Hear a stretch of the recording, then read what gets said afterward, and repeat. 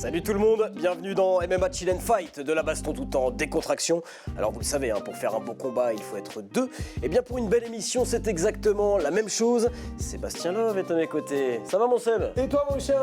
Bah écoute, toujours bien. On fait encore des... Non, pas trop d'efforts. Non, je vois que... En fait, t'as dormi là depuis une semaine. Exactement. Parce que t'es habillé comme la semaine dernière. Ouais, j'ai hiberné. Ah, t'as hiberné? J'ai hiberné, je me Par suis contre, dit... tu t'es rasé. C'est propre là. Oui, c'est propre, oui. Ça va. Contrairement à d'habitude, c'est ça que t'allais dire? Je l'ai pas dit. Tu ne l'as pas dit. Bon, bah ça va, nickel. Toi, toujours aussi radieux. Ah, c'est gentil, merci. Oui, hein. Écoutez, moi, je fais un effort. C'est- Quand je viens. Les Cubs. Les Cubs. Ah bah attends. Ah ouais. Eh oui. Pour, 1992. 1980, Ouais. très bien. J'étais pas né. Encore. Et notre invité, bah lui, il était né. Tu vas nous le présenter? Oui, il était bien né. On le surnommait l'ange blond, maintenant c'est plus l'ange gris. Il est toujours assez fort puisqu'il m'a fait voir une technique en coulisses et il m'a fait tomber Monsieur Guillaume Kerner. Magnifique. Ça va Guillaume? Tu vas bien? Super. Bah écoute, Très installe-toi. Quel Prends place. plaisir. Bah oui, pour toi là c'est magnifique. Le Muay Thai, forcément, l'ange blond, légende du Muay Thai avec nous. Oui, ah oui. Et puis ça, c'est pour moi, c'est hyper.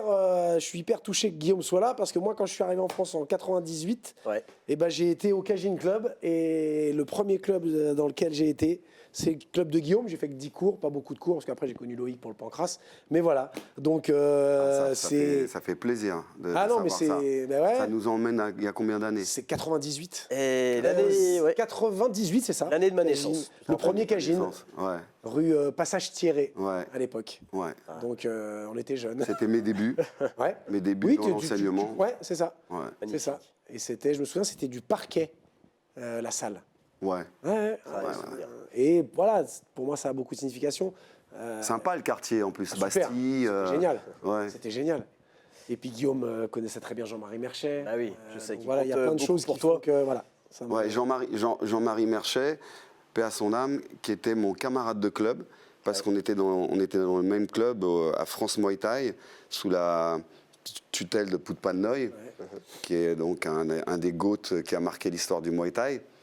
Et il avait une droite incroyable, Jean-Marie. Ouais. C'était un transfuge du karaté. Ouais. Ouais. Et il avait été champion de France de karaté. Et il a Muay réussi Thai. à être champion de France de Muay Thai. Et je me souviens que quand il combattait, souvent c'était à Japi, le Lumpini français, eh bien il y avait tout un public nombreux qui venait le soutenir parce qu'il avait suivi un public du karaté. Exact. Il déplaçait beaucoup de Ouais. monde. Parce qu'il y avait eu une grande époque du karaté avant que le Muay Thai n'arrive. Ah oui, avec Guy Sauvin. Voilà, Ouais. parce qu'en réalité, quelque part, le Muay Thai, il est arrivé après le karaté et le kung-fu. Et le Muay Thai, quand il est arrivé, il était un peu ce que l'arrivée du MMA était par la suite. Ouais. C'est-à-dire la discipline la plus totale, la plus réaliste, la plus efficace. Exactement. Il y a eu l'âge d'or du Mouet où tout le monde voulait faire du Mouet, à l'instar du MMA maintenant. Ouais, c'est ce qu'on Ouais. vit maintenant, c'est vrai, avec, avec c'est le MMA. Moi, ce que j'ai remarqué quand même, Guillaume, je peux dire ton âge? Oui, c'est pas un problème. Bien sûr. Non, mais je bien demande, sûr. parce que voilà, Bien sûr. 57 ans, quand même, 57 ans, le mec est vachement bien conservé, t'es encore ultra fit. Hein. Ouais, bah, c'est certainement dû au fait que bah, je suis resté dans le domaine. J'en ai fait mon métier, j'en ai fait plus que mon métier même. C'est un mode de vie. Ouais. Et que grâce à mon club, je suis en contact d'une belle jeunesse. Et la jeunesse, comme je me plais à le souligner, il ne faut pas hésiter à la fréquenter, elle est contagieuse. Bah, regarde, Ouais. Seb avec moi, Ouais. c'est ça, hein. Non mais c'est ça. Ouais, non, mais c'est vrai, c'est une réalité. Et 57 ans, ce corps-là, en bouffant du chocolat tous les jours. Ouais. Moi, il n'y a C'est quand pas même, une journée où je ne mange pas du chocolat. Ouais, mais à Hors de quelle question. quantité? 4 tablettes. Non, mais pas qu'un carré. Hein. Ah ouais. Pas Ouais. loin de la tablette? Non, Ouais. quand même. Non, une tablette, elle va me faire quand même plusieurs jours. Ouais. Ouais, bon, ça va. Faire un bon petit plaisir. Je te présente quand même rapidement, Guillaume, pour nos téléspectateurs, peut-être qu'ils ne te connaissent pas, bon, même si, voilà, t'es bien implanté en tant que combattant, tu l'étais, en tant que coach, tu l'es aussi maintenant, donc 57 ans, surnommé l'ange blond, l'ange gris selon Seb, ça va, franchement, il y a encore un petit peu de blond, ancien combattant de Muay Thai, 62 combats, 53 victoires, dont 32 par KO, tu n'as jamais été mis KO, tu as battu les plus grands champions thaïlandais de ton époque, chez eux, avec un palmarès voilà, complètement dingue. Tu y repenses parfois à ces années, t'es nostalgique, Guillaume, ou pas? Bah, disons que le palmarès que tu viens d'évoquer là, Ouais. en fait, il faut le recontextualiser. Mhm. C'est-à-dire que c'est une époque où il y avait un péril thaï. Ouais. C'est-à-dire qu'il y avait une suprématie des boxeurs thaïlandais qui faisait que la citadelle n'avait jamais été prise quelque part. Ils n'avaient jamais été battus, tu vois. Et c'était une période où le Muay Thai, quand il est arrivé, depuis quelques années, il n'y avait pas de jeunes. C'était que des adultes qui pratiquaient le Muay Thai à l'époque. C'est vrai, ouais. Ils avaient switché du karaté, etc., vers le Muay Thai. Mais il n'y avait pas, comme aujourd'hui, tout un système avec du Muay Thai éducatif, des plastrons, casques, etc. Voilà. C'était Là, c'est années 80-90. Hein. 80. Ouais, c'est ça. ouais, c'est ça. 80, ouais. moi 83. Ouais. 83. Et donc, voilà, j'arrive dans le club où il y a Phut Pan Noi.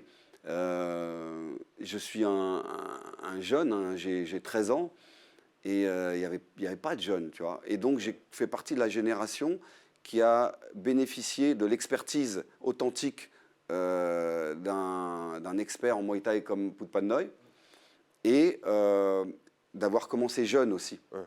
Donc après, ouais, ça a bien marché, et après, il y a eu la conquête de partir forcément dans la démarche que j'avais de partir, entre guillemets, à la Mecque, quoi. C'est-à-dire là où ça se passait, c'était en Thaïlande. Mais à l'époque, on recontextualise pour les jeunes, quand tu partais en Thaïlande, il n'y avait pas Internet, il n'y avait pas les téléphones portables, il n'y avait rien, tu étais coupé du monde.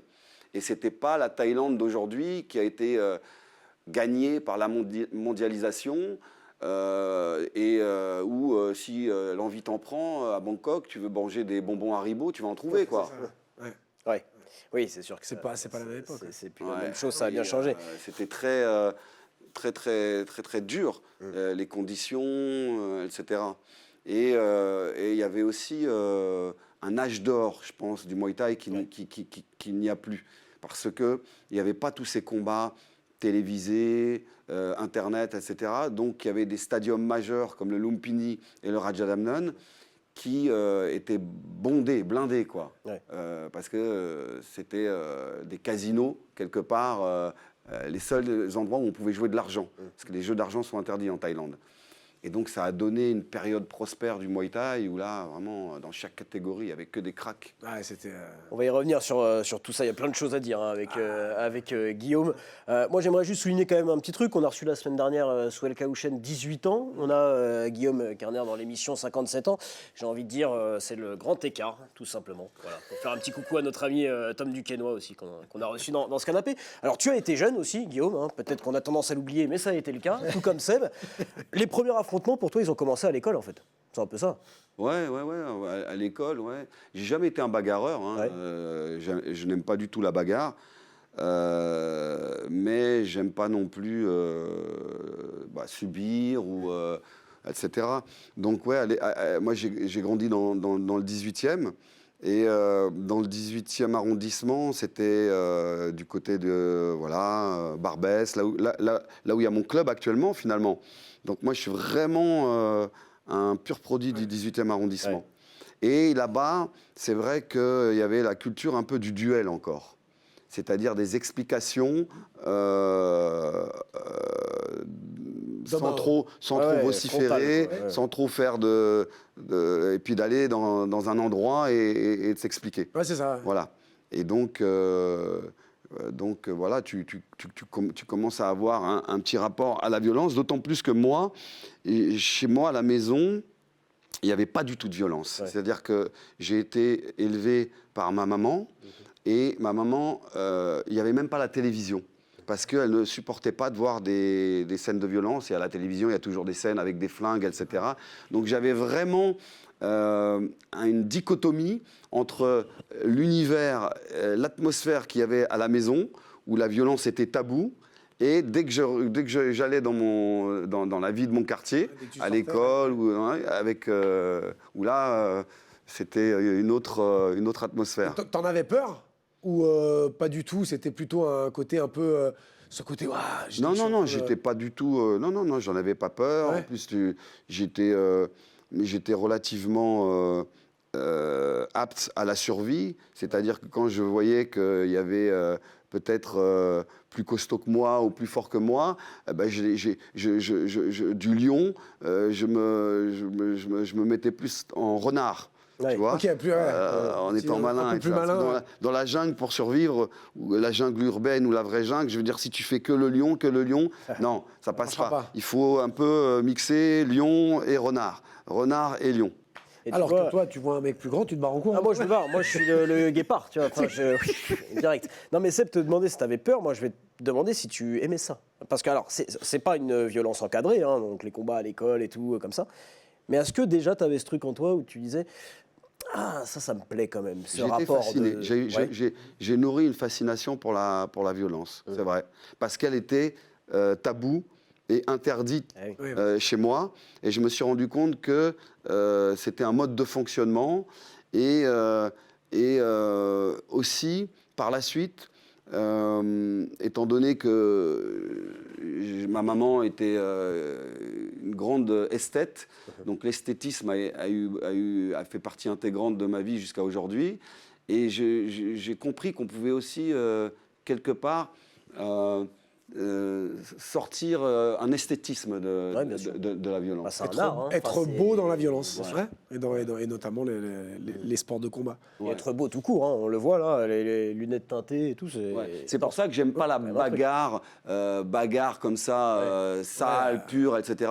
Mais que je préfère des duels. C'est une mentalité un peu chevaleresque, Ouais, mais aussi, c'est tu vrai. vois, avec certains codes, etc. Ouais. Mais on le voit même dans ta façon d'être, même quand tu étais toujours élégant. Ouais. T'as jamais été habillé comme un sac, tu vois. Non, mais c'est vrai. Et Guillaume, il est toujours. tu vois, quand J'essaye de porter beau. Oui, c'est vrai. Ah ouais, mais c'est non, vrai. mais c'est- Et ça fait pas. Et si en plus tu l'as depuis tout jeune, Ouais. tu vois, c'est quelque chose que t'as Alors, pas ce qui gardé. s'est passé quand j'étais gamin, comme j'avais pas la Donc voilà, fenêtre. regarde. Quand même, hein. Je crois même que tu oui. choisis tes tenues en fonction de la météo aussi. Il y a toute une recherche hein, quand même hein, là-dedans. Ouais. Ouais. Ouais. On en reparlera de tout ça, Ouais. mais continue Guillaume Non, sur ce que tu disais là. comme j'avais pas la fenêtre ouverte avec cette télévision qui était absente à la maison, j'ai nourri une mythologie. Ma mythologie à moi, ça a été à travers les Marvel. Ah, Oui, ok. Tu vois. Donc j'étais un lecteur de Strange Oh, putain. et de Special Strange, et j'ai eu un processus d'identification avec les super-héros. Ouais. Et je voyais qu'il fallait, pour survivre dans l'affrontement, dans la violence ou contre des ennemis, il fallait quand même un pouvoir. Tu vois ? Sauf que le problème, c'est que j'avais quand même un pied dans la fiction avec les Marvel, mais j'avais aussi un pied dans le réel. Ouais. Et donc, j'ai compris que pour développer un pouvoir, je ne pouvais pas me faire piquer par une araignée radioactive.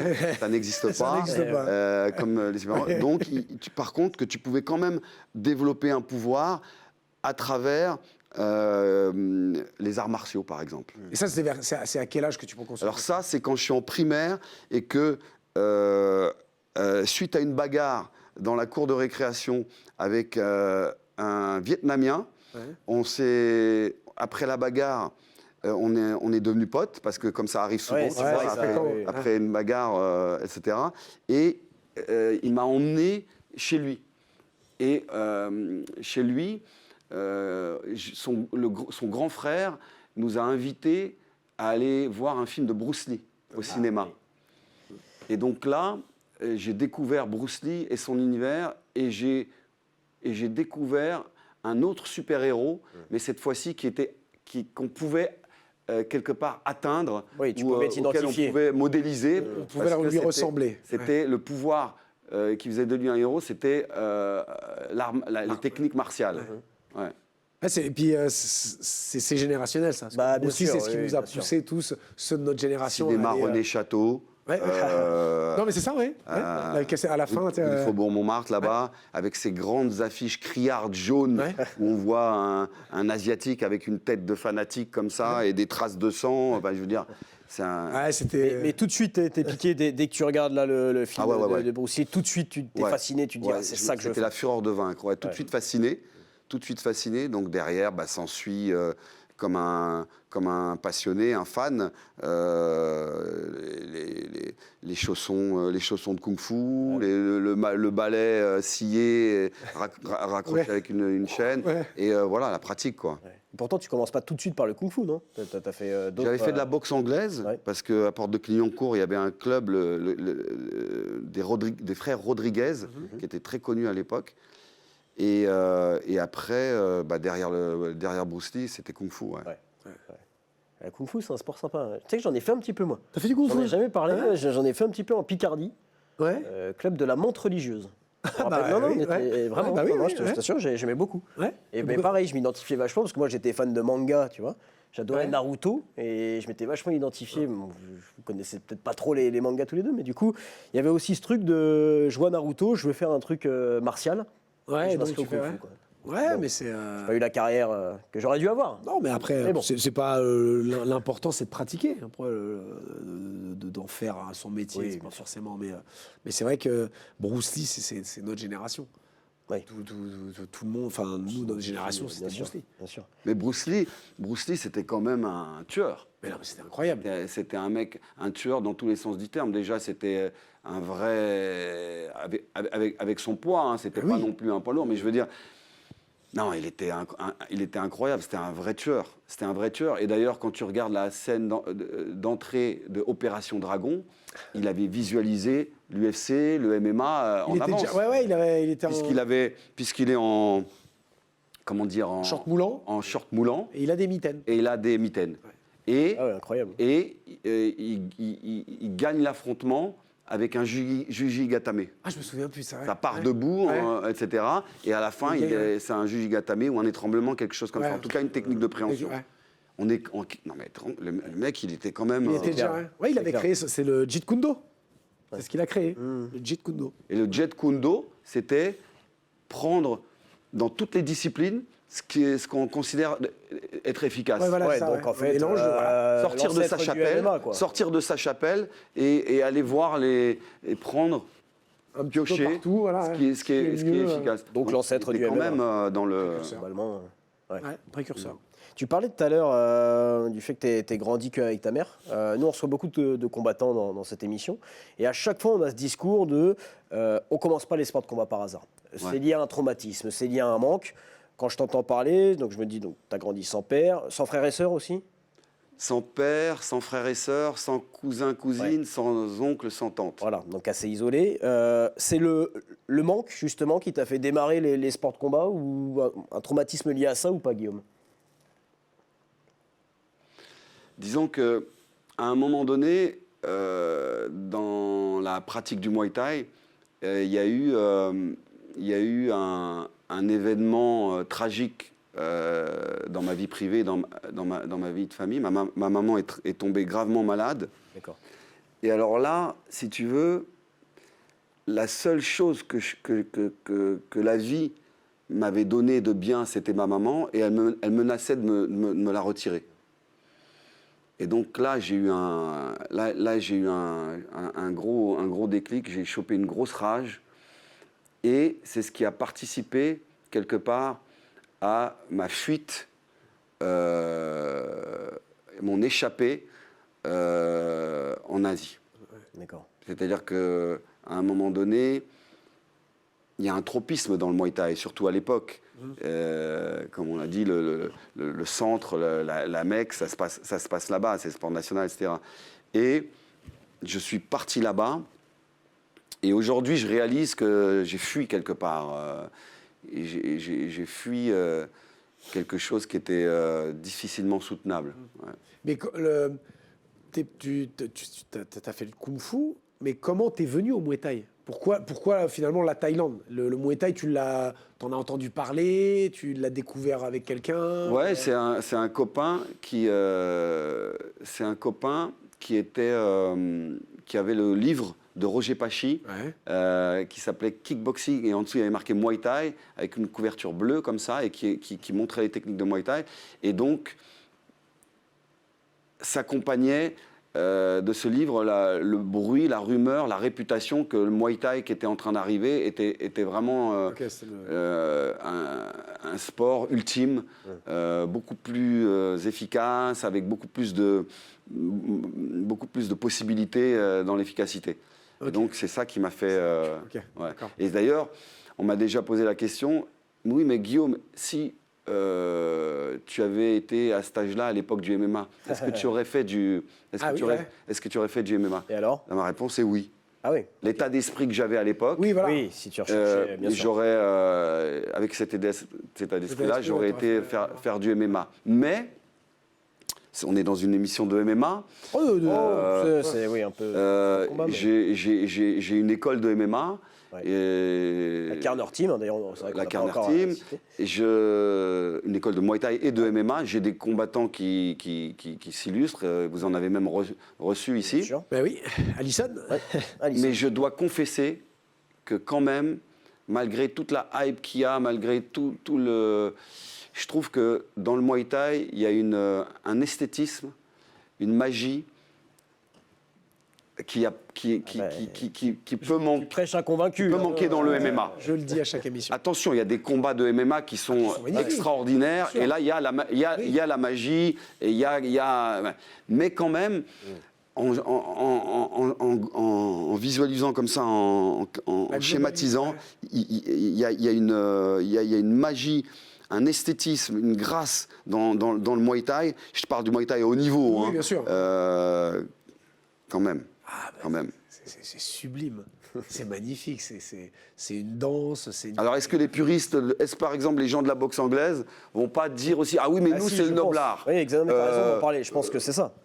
Chacun dans sa nous, c'est le discipline, noble art. Vous êtes des gitans, vous avez les coups de pied, les coups de coude. On prêche tous pour notre paroisse. Ah oui, c'est normal. Faut être réaliste, mais après, faut avoir aussi un peu de recul. Et c'est vrai qu'un combat magnifique de Muay Thai, c'est beau. Et puis c'est tout ce qui s'ensuit, le rituel avant, l'ambiance, la musique. C'est ça, c'est la magie du Muay. Et puis alors oui, en boxe anglaise, il y a eu des combats magnifiques d'un esthétisme incroyable.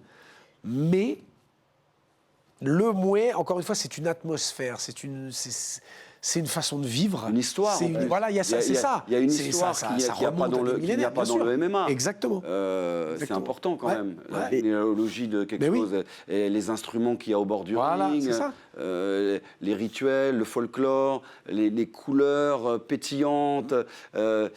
C'est ça aussi qui t'a attiré, toi, toute cette atmosphère particulière autour Non, mais de moi, la discipline. Oui, à un moment donné, j'ai été aspiré. Moi, Ouais, voilà. comme je l'ai souligné tout à l'heure, j'étais en fuite, moi. Ouais. Donc, il fallait que je rentre, si tu veux, par rapport à ce que je vivais, Ouais. il fallait que je rentre dans quelque chose d'extrême. Ouais. Et si Je c'est ne pas pouvais pas- indiscret, Guillaume, quand t'es parti, j'aime pas trop le mot fuite, même si c'est. Mais ta maman était toujours malade ou t'es parti Ouais, elle était- ouais, ok. parce que c'était très compliqué. Ouais. Mais si tu veux, comment dire, je ne pouvais plus me calmer. Ouais. Ouais. J'aurais pas pu me calmer avec une discipline comme de la musique classique ou D'accord, comme, je sais pas, de la peinture. Ouais. Non, moi, il fallait que ça... Fallait que ça sorte. fallait que ça ça sorte, sorte. ouais. Ah, mais en tout cas, tant mieux pour nous que tu sois parti en Thaïlande, parce que voilà. Oui, c'est clair. Ah c'est bah clair. oui. Mais c'est vrai que c'est un mot fort quand tu parles de fuite. Moi, je me dis, on peut fuir un temps, mais à un moment, le problème nous rattrape aussi, tu vois. Faire le deuil aussi, et tout ce processus-là, toi, comment tu as réussi à le faire, si tu as réussi d'ailleurs, je sais pas. Aujourd'hui, j'ai le grand privilège de vivre avec ma maman. Ah, c'est génial. Super. Ouais. Ouais.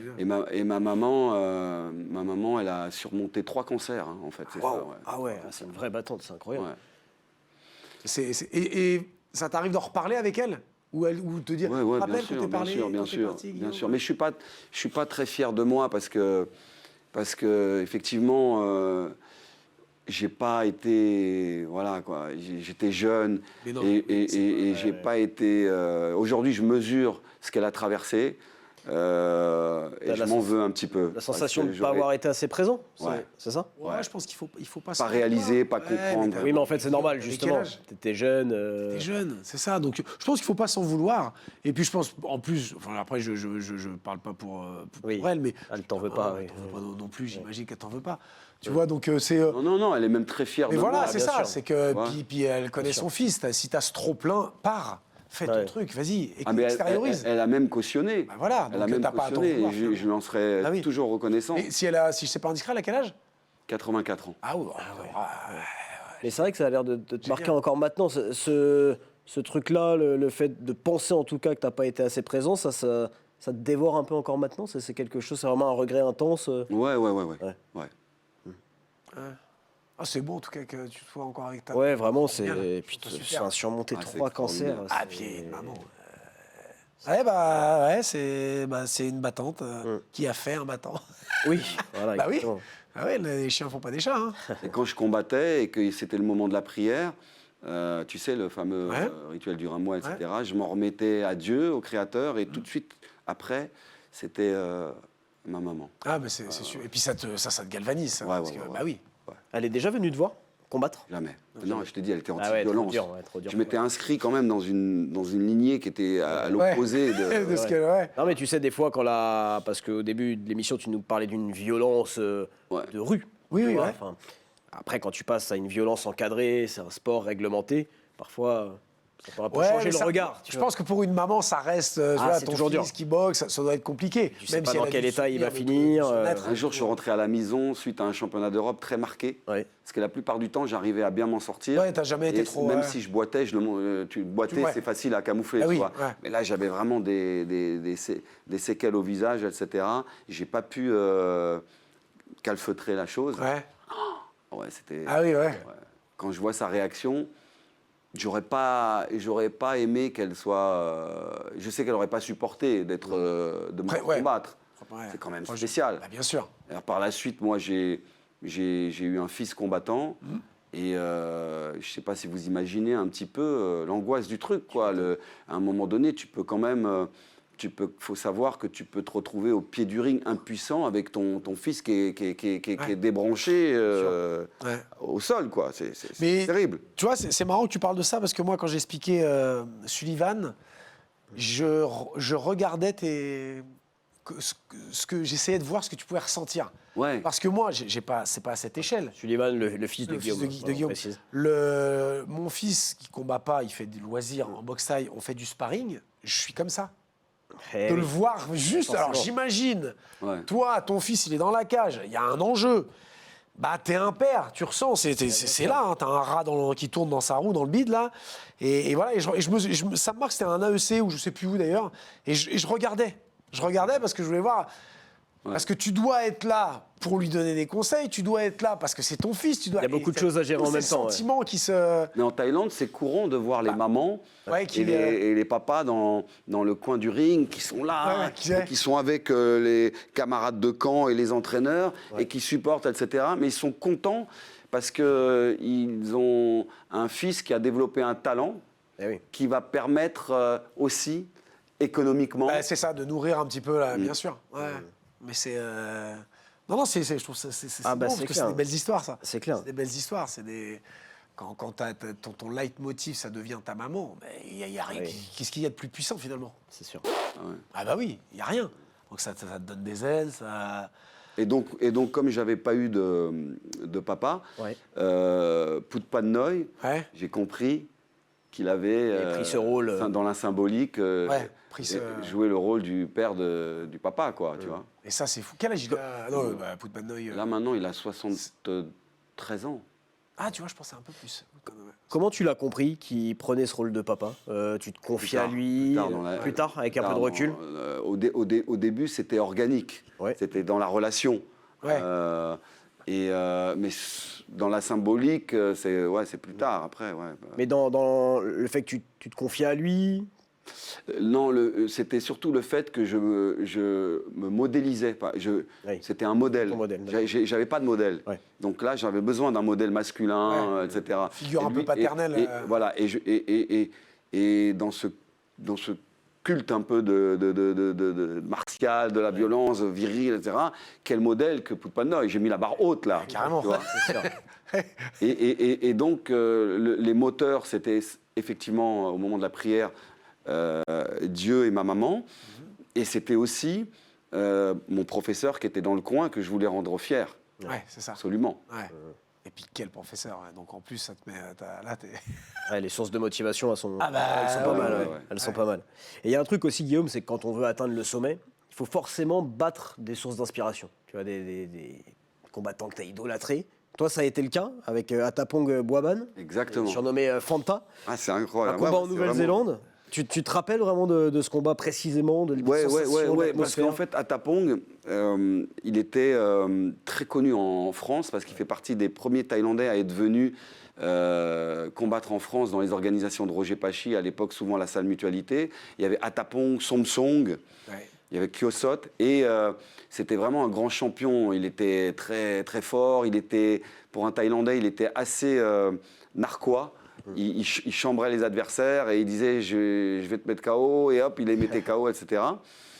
Et effectivement, ouais, la magie du Muay Thai fait que quelques années plus tard, je me suis retrouvé en face de lui alors que j'allais à Maubert Mutualité l'admirer en combat. Comment on passe du statut de fan à adversaire qui... Il faut savoir que ça décuple tes forces, Ouais. ça décuple tes moyens. C'est un petit peu comme quand dans un club, tu as un petit jeune qui tout d'un coup va se retrouver à faire un atelier d'opposition avec le champion de la salle. Tout de suite, tu vois qu'il est galvanisé. Bien sûr. Ouais. Donc quand tu rencontres par le fruit de ton travail, des sacrifices et de l'obstination que tu as eu pendant plusieurs années, et que ça t'amène devant celui que tu admirais et qui symbolisait l'excellence à l'époque, ça Oui. te galvanise. Tu penses pas que ça peut faire l'effet inverse des fois, inhiber tes forces par trop de respect, Non. trop d'admiration? Non, parce que, comme tu l'as souligné, tu dois passer par là. En boxe, en Muay Thai, il y a une culture qui fait que si tu veux devenir un nom, et c'est ton but ultime de devenir un nom, tu dois taper des noms. Tu dois prendre des noms. Non, mais je pense que c'est aussi un des secrets de ta réussite, ça. Parce que moi, j'ai la chance d'interviewer beaucoup aussi d'athlètes de haut niveau. Et ce discours-là, je l'ai déjà entendu. Faire face à une personne que tu as idolâtrée, je le respectais trop. J'avais trop d'admiration pour lui. Ça a été trop dur de l'affronter dans différents sports. Hein, mais Ouais, mais on peut avoir ce truc-là parfois. La boxe en général, toute boxe confondue, Tu peux pas, ouais. tu Ouais, peux ça pas, devient comme puisque ça. effectivement, si tu veux être le meilleur, faut battre les meilleurs. Donc je pense que même si tu as idolâtré quelqu'un ou si tu admires quelqu'un, je caricature, hein, pardonnez-moi l'expression, mais tu es là pour lui casser la gueule. D'accord. Et- Et ça se fait naturellement, ce switch mental. J'ai pas eu à affronter des grands noms moi, dans ma Ouais. carrière en Italie, mais Toi, Guillaume, ça s'est fait naturellement? Mais je pense que Guillaume, t'affrontes le meilleur, mais t'as envie de. Mais c'est à la fois ta source d'inspiration, Ouais. et à la fois, il faut que tu la... Ouais, c'est ça. en fait. Ouais. Et s'il y a rien de plus motivant. Mais en MMA, souvent, on voit à la fin, dans les déclarations, sûr. le combattant qui rend hommage, Oui, et qui oui, dit « mais ouais. je te voyais combattre Parce que tu sais, tu as tout un process, c'est-à-dire que quand il y a des galas, il y a des main events, les combats vedettes, et quand tu es jeune, toi, tu es dans les combats d'encadrement, et tu vois Tu vois le... le main event, t'as envie d'y aller. Main event, tu as envie d'y aller, et peut-être que ça peut aller vite, en Ah, ça 2 va très ans, vite, hein, ouais. tu te retrouves en main event, et voire même contre celui Contre- qui l'incarnait. C'est ça. Et c'est hyper motivant. Ah oui, c'est clair. Ouais, c'est- Ah oui. Ah, Surtout à cette époque où il n'y avait pas les réseaux sociaux, c'était que du bouche à oreille. Et la puissance du bouche à oreille, où là, tu as Guillaume Kerner qui vient de gagner, ça fait le tour, mais j'ai envie de dire même plus rapidement que les réseaux sociaux, parce que c'est un très petit milieu, le Muay Thai. Et là, c'était incroyable, parce que c'est Guillaume qui bat une légende, ça va super vite, et puis tu t'es fait un nom, ça y est. Et c'est ça la beauté du truc. Et même, encore une fois, si tu as idolâtré ce combattant, qui était incroyable, bah voilà, il n'y a pas... Enfin, moi, je comprends qu'il n'y ait pas Il y a un respect, mais t'es pas... tu sais, t'as pas les bras coupés parce que c'est quelqu'un que tu vas affronter, c'est quelqu'un que tu as connu dans ta jeunesse, qui t'a fait rêver. Je suis là pour prendre ta place. Et je continuerai de te respecter. Bien sûr. Parce que c'est grâce à toi aussi que je suis là, mais maintenant, c'est à mon tour. Mais après, tu te rends compte aussi peut-être avec les années que ce que je viens de dire, là, ce que je viens de penser, il y en a 10 derrière bien qui sûr, veulent faire la bien même sûr. chose et qui veulent me te battre botter le pour. cul aussi, C'est Et puis la trajectoire d'un combattant, d'un champion, c'est une comète, quoi. T'es une comète. C'est ça. Voilà, c'est ça. Ça va vite. Et ça va vite. Très, très vite. Ça tourne, il y a un turnover incroyable. Ah oui, c'est la beauté de ce sport et en même temps la cruauté de ce sport. Ah bah c'est sûr, oui, c'est sûr. Et ça, par contre, ça traverse les générations. Le truc de, tu peux monter très vite et descendre très très bas très vite. également. Ouais, Tu vois, c'est rare, mais et encore, toi, Guillaume, tu as laissé une trace incroyable. Mais il y a eu des champions qui ont eu une descente un peu plus difficile Oui. parce qu'ils savent pas s'arrêter au bon moment. Et toi, tu fais partie de ces mecs, voilà. Comment on Ouais, sait y que a c'est le pas- bon moment, tiens? Ça, c'est une vraie question, ça, Guillaume. Comment t'as su, toi, un moment où tu t'es dit, bon, allez, il est temps d'arrêter le mouet, de passer à autre chose, de transmettre? Et le fait est que moi, je combattais les meilleurs Thaïlandais parce que j'étais sous la gestion du plus gros promoteur thaïlandais, Songchai Ratanasuban. Donc c'est lui qui avait à l'époque les champions du Lumpini, pléthore dans son organisation. Et donc à chaque fois, c'est lui aussi qui a innové ces espèces de chocs, la Thaïlande contre le reste du monde. Et donc à chaque fois, il me mettait en face des champions du Lumpini ou des champions du Rajadamnern. Et du coup, j'ai commencé, quand j'ai eu 26 ans, 27 ans, je me suis mis en couple, j'ai eu un enfant, j'ai commencé à vouloir un peu me positionner sur l'échiquier social français, parce que tu te marginalises beaucoup quand même. C'est pas une discipline où tu peux capitaliser comme dans le foot et Oui, après non, c'est clair. être gérant. Et donc, j'avais une femme, j'avais un enfant, et je continuais à combattre. Et quand il m'appelait, il me mettait toujours ses mitraillettes en face. Et donc là, à un moment donné, j'ai compris que j'étais plus habité par la même Ouais, il y avait fougue, plus de la même rage, et qu'en face, voilà, c'était le numéro 1 ou le champion du Lumpini. C'était, voilà, en l'occurrence, mon dernier combat qui a eu lieu à Macao. Ouais. Et là, effectivement, j'ai pris encore un gros client, tout ça. Je m'en sors bien, je perds au point. Je reçois quand même cher. Hein. Quand je descends du ring, j'ai la pointe du nez qui touchait ma pommette, là. Parce que j'avais mangé un coup de coude. Wow. Et là, j'ai dit j'arrête, quoi. Ouais. D'accord. À quel âge? 27. Ouais. Ouais. Tu vois, c'est marrant parce que Tom Duquesnoy, donc, qui a arrêté à 25 ans, lui, nous disait aussi qu'il avait perdu ce côté bestial et que finalement, il n'avait plus envie de briser les rêves de ses adversaires, de briser les os hein, aussi. Est-ce que toi aussi, tu as ressenti ce truc-là, cette perte du côté bestial que tu as eu durant toute ta carrière?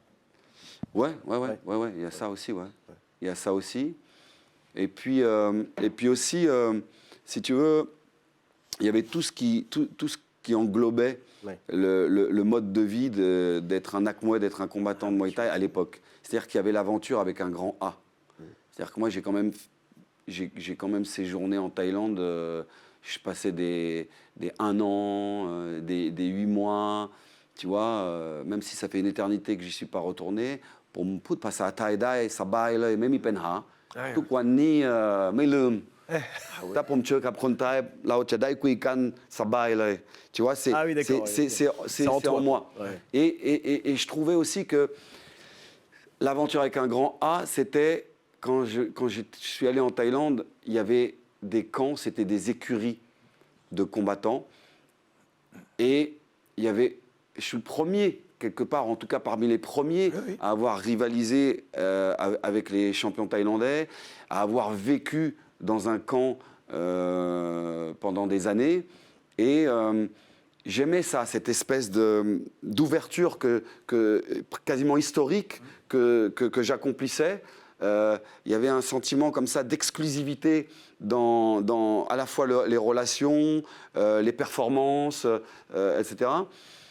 Et quand par la suite, la voie a été ouverte et ont débarqué dans tous les camps plein d'Occidentaux et que le péril taille a commencé à baisser et que derrière moi, d'autres ont commencé à combattre et à battre les Thaïlandais. Ça a contribué aussi à ce que j'ai moins... que je trouve ça moins... La flamme commençait un peu à... Pas la même saveur, pas le même charme. Ouais. Et l'après, quand tu décides de stopper ta carrière sportive, l'après a été dur à gérer pour toi? Ouais, l'après était dur à gérer et j'ai envie de te dire, même encore aujourd'hui, quand je rêve, mes rêves sont habités par des combats. Ah ouais, c'est vrai. Tu vois, c'était tellement marquant dans mon existence que quand je dors, je rêve de combat, je rêve de combat, que je suis en combat. Parce que, mais puis t'as jamais quitté le milieu, t'as toujours été dans les sports de combat. Non, parce que je me suis tellement expertisé là-dedans, c'est-à-dire que j'étais un fanatique qui déjà même quand j'étais jeune n'était pas fréquentable, c'est-à-dire que je n'intéressais pas du tout les gens de mon âge parce que j'étais dans une quête obsessionnelle et je ne pensais qu'à ça. Et du coup, c'est tellement absorbant physiquement et intellectuellement, tu vois, ça façonne même ta façon de voir l'existence. Ça te donne une vision de la vie que quand je me retrouve avec d'autres combattants, on a les mêmes codes, on a les mêmes visions, tu vois. Et du coup, je sais pas, pour te schématiser, peut-être que si j'allais faire une radio du cerveau sur le tableau lumineux, comme ça, quand le radiologue mettrait la photo, on verrait le cerveau qui prend la forme d'un gant de boxe. Ouais, non, mais je vois totalement. Complètement là-dedans. Donc du coup, j'ai rien développé à côté d'autre. Je suis vraiment, tu vois, il y a beaucoup de choses que je fais dans ma vie par personne interposée. Ouais. Notamment tout ce qui est digital, Internet, etc. C'est-à-dire que je suis incapable de planter un clou ou de démonter une roue de voiture. Le fait de m'être complètement investi là-dedans, ça m'a marginalisé de la société, d'énormément de choses. Parce que mais pour la petite anecdote, tout à l'heure, donc Guillaume il arrive, on se voit, on boit le café. J'avais pas encore sucré mon café. Il me fait, oh, tiens, regarde, là j'ai une technique. Regarde, prends-moi en parle. Ouais, c'est sans fin. C'est sans fin. C'est dans la recherche. Effectivement, en plus, il m'a fait une technique qui est super que je ferai à mes élèves d'ailleurs. Et tu vois, c'est la passion et c'est le fait depuis que t'es gosse, ta vie a été dictée par le Muay Thai. Dictée par le Muay. Et tout à l'heure, tu sais, quand tu disais « Ouais, mais t'es fit, Guillaume, 57 ans, etc. » Je trouve ça important aussi d'incarner. Tu vois, oui. C'est-à-dire qu'aujourd'hui encore, il m'arrive des choses extraordinaires, comme par exemple, il y a 2 jours, un jeune de mon club qui s'appelle Yacine, et qui a 18 ans, et qui est arrivé dans le club à 12 ans, il m'a tenu les PAO. Et j'ai kické au PAO avec lui. Ouais. Tu vois, cette chaîne. Il faut incarner. C'est-à-dire que, tu vois, le type qui va vendre un produit contre la chute des cheveux et qui est chauve... Tu dis ça pour moi? Non, pas du tout. C'est parfait. Non, mais c'est parfait. Continue. J'aime beaucoup cette exemple. Tu vois, il incarne pas. Il n'est pas crédible. Là, je suis d'accord. Alors que, quelque part... mais c'est hyper important. Et je suis d'accord avec toi. Toi, tu te rattrapes bien torse nu, par contre. Oui, toi, parce qu'on fait... qu'il est pas mal. On fait tout le temps. Mais je suis d'accord avec toi.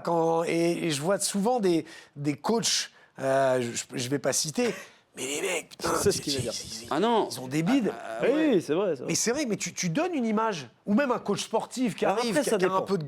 Tu dis, mais attends, je vais t'apprendre, moi, à perdre du poids, alors que... Je te donne un contre-exemple, moi. Skarbowski, qui est un coach génial. Il y a des... Qui a une image, quand tu le vois comme ça, tu te dis, mais il sort mais parce qu'il y a toujours des exceptions. Le petit truc. Et c'est un mec génial. Et un coach, comme on dit, l'exception qui confirme la règle. Voilà, il y en a. Il y en a, mais là, c'est vrai que... Après, ça lui va bien, parce que c'est assumé. Oui, et il en joue aussi. C'est le personnage, tu vois, aussi, un peu. Voilà. Voilà. Et puis, mais voilà, ça fait partie des exceptions. Mais c'est vrai que la première chose que tu fais, tu prends un coach sportif, tu t'attends à ce qu'il soit fit.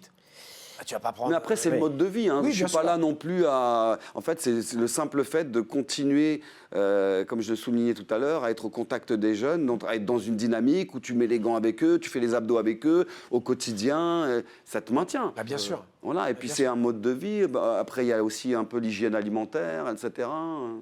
Non, et puis toi qui aimes bien, effectivement, comme on disait, le bien habillé, le beau, bah, c'est important, ça va avec. Ouais. Ça va avec. Ah ouais, ouais. C'est prendre soin de soi, finalement. Oui, mais c'est vrai que tu disais que oui, alors cette passion, cette obsession même du Muay Thai te marginalise un petit peu de la société. Tu le ressens vraiment, même dans les discussions que tu as avec des personnes extérieures à la discipline, que tu es moins en phase avec eux, il y a moins de sujets de discussion. Ça, c'est quelque chose que tu ressens, Guillaume?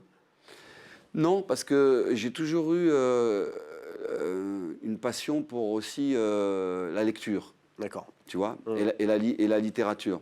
Donc, quelque part, c'est pas tant d'un point de vue de l'esprit, cette marginalisation, ce décalage, c'est plus d'un point de vue pratique, D'accord. tu vois, dans les choses pratiques du quotidien.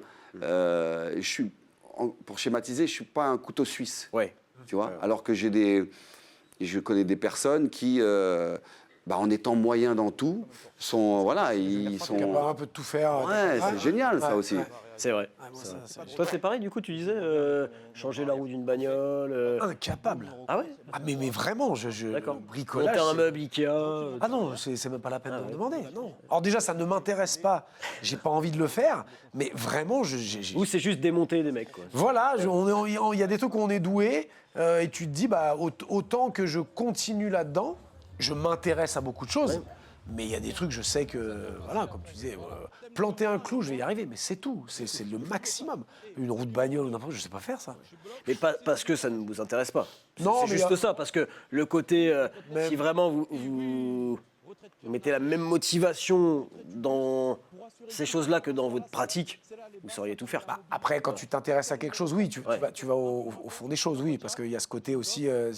Par contre, quand je commence un truc, je vais aller au bout. Si je me dis, je dois changer la roue de la bagnole, je vais apprendre tu comment vas- on fait, ouais. et jusqu'à avoir ce côté, elle est parfaitement changée. Mais voilà, mais quand tu es enfermé dans un truc, effectivement, je comprends tout à fait ce que Et tu tous veux les, dire. tous les petits détails ont leur poids et ont leur sens. Par exemple, quand tu décris la couleur de ton starter, le logo, qu'est-ce qu'il signifie, le modèle, etc. Parce que dans les facteurs déclencheurs qui m'ont amené au Muay Thai aussi, moi, c'était les shorts de Muay Thai aussi. Ah oui, ouais. Et les shorts de Muay Thai, Un derrière. la coupe, j'ai voulu savoir d'où ça venait. Ouais. Parce que j'ai trouvé ça beau, cette coupe ample, comme ça, avec des lettres exotiques, incompréhensibles, mais en même temps avec comme ça des couleurs pétillantes, etc. Et d'ailleurs, par la suite, j'ai nourri une passion, quand j'étais combattant, de toujours aussi avoir un beau short. Un beau short, ouais. Un beau peignoir, le ton de quand Poutpano m'a offert une amulette, Ouais. tu vois les tons, accorder la chevillère avec faire un rappel avec le short, etc. Donc je me rendais à l'époque, c'était encore possible, au Stadium Lumpini et il y avait des petites boutiques où tu pouvais comme ça personnaliser ton short. Et donc je regardais les shorts des champions qu'il y avait et je me composais le mien et j'allais là-bas. Et tu vois, c'est des détails mais qui pèsent leur poids aussi. Bien sûr. Parce que quelque part, les sports de combat, le Muay Thai, le MMA, contient les mêmes ingrédients du spectacle que les concerts, le théâtre et autres. Tu vois ? Non, mais c'est. Puis d'être si méticuleux, s'intéresser à tout, Bien sûr. ça fait qu'après, tu es imprégné de ça et tu vis pour ça, et tu parles que de ça et tu deviens un spécialiste. Donc c'est vrai que ça t'empêche peut-être des fois de t'intéresser à autre chose ou de faire parce que tu as envie d'être. Et ça se retrouve dans n'importe quel domaine. Tu dis les starters, moi c'est vrai que j'ai des potes qui se foutent de ma gueule, mais quand je cite l'année, c'est parce qu'il est vraiment de 92. Bien sûr, oui, parce oui. qu'il est Ouais. made in USA, parce que c'est un d'époque, Voilà. parce que ça a commencé la fabrication en 70, ça s'est arrêté fin 97 pour être confectionné en Amérique du Sud. J'ai tout l'historique. Ouais. Et parce que ça m'intéresse. Donc je vais aller à fond, à fond, à fond. Et puis après, tu passes à autre chose, tu t'intéresses à autre chose. Voilà. Et sur des points de détail, tu as peut-être des combattants qui auraient pu aller à la boxe française et qui finalement, ne serait-ce que parce que la tenue qui est moulante avec C'est des ça. couleurs un peu Oui, c'est vrai, ingrates, c'est vrai. Je vais pas ça les a m'habiller comme rebutés, ça, ça ouais. les a rebutés. Ah, bien sûr. Ouais, c'est ça. C'est vrai. C'est vrai, c'est vrai. Et est-ce que Guillaume, tu as eu la sensation à un moment dans ta carrière qu'il n'y avait plus de décalage entre ce dont tu avais rêvé et ce qui se passait réellement, tu vois? Est-ce que ça t'est arrivé à un moment où Ouais. tu étais totalement en accord, en Ouais. fait? Plus aucun décalage, Ouais, ça ouais, t'arrive? ouais. Déjà, il faut savoir que quand je me rendais au club pendant ma phase d'initiation, j'étais vraiment convaincu, alors que j'étais en pleine adolescence. Il y a des adolescents qui ont des crises existentielles. Eh bien, moi, non. Moi, grâce au Muay Thai et grâce à la voie martiale, j'étais convaincu d'être à la place où il fallait que je sois dans mon existence à ce moment-là. Limite, j'étais venu au monde pour ça aussi, D'accord. tu vois. Ouais. Donc ça donnait quelque chose où, quand j'empruntais la rue qui menait au club, j'étais dans un état un petit peu similaire au mec qui va rejoindre une nana à un rendez-vous galant. Ok, ouais, Tu vois, tu vois, tu as un espèce d'émoustillement Ah comme bah oui, ça, ouais. tu te sens vivant. Et alors, quand tu sens que tu es à la place que tu dois occuper dans ton existence et que tu es au bon endroit, c'est l'alignement des planètes. C'est-à-dire, tout prend un sens. Comme quand tu vas rejoindre peut-être pour la première fois une nana sur laquelle tu as flashé. Et là, tout d'un coup, bah, quelque part, la chemise que tu vas mettre, le parfum que tu vas mettre, quand tu vas monter dans la voiture, la musique que tu vas jouer sur ton truc, participe et contribue à l'instant. Ouais. On a l'impression que la chemise a été taillée pour vivre ce moment-là, que les musiciens, ils ont joué pour pensé toi, ils ont à composé toi. pour toi, Tu vois. ouais. Ouais, c'est ça. Et tout s'aligne comme ça. Et tu sais que tu es à ta place et que tu es au bon endroit au bon moment. Encore plus le jour où j'ai été sacré champion du monde devant 100 000 spectateurs En sur 95. la place Sanam Luang contre le numéro 1 thaïlandais China Long. Ce jour-là, il y avait Ramon Dekers, moi et Danny Bill. Incroyable. C'est le moment dans ta vie où tu t'es senti le plus vivant, le plus toi-même? Le plus moi-même, et je me suis dit, je peux mourir, ça y est, Ok. c'est fait. Ah ouais, c'était vraiment si fort. Ouais, bon, Ouais. c'est un moment magique, quoi, mais ça, c'était incroyable. Hein. Ah oui. Ah, pour les C'est puristes, puissant, ouais, de te pour dire les puristes, je peux mourir, voilà, c'est un peu... T'es jeune, hein. Il va pas mourir à cet âge-là. Oui, par contre, oui. Non. Non, mais dans l'accomplissement, Ouais, quoi. mais ouais, t'avais accompli le truc, ça y est. Ah ouais, ça y est. T'es parti, t'as fait ton truc en Thaïlande, des sacrifices, machin, et t'arrives devant 100 000 personnes, tu bats le numéro 1. Entre les premiers combats, brouillon de classe C, sans protection à l'époque, protection à malgré le l'époque. fait d'être mineur, Ouais. que je faisais à Nanterre, que je faisais à Stein, que je faisais à Clermont-Ferrand, que je fais là. Et puis après, tu te retrouves à l'anniversaire du roi à Bangkok. Incroyable. Ça, Clermont-Ferrand, c'est pas mal, hein. Mais C'est un autre vrai que cadre, c'est- quoi. Bah, Clermont-Ferrand, c'est une ville historique dans le Muay Thai, Dans le Muay parce Thai. qu'il y avait le précurseur Patrick Brison, Oui, ouais.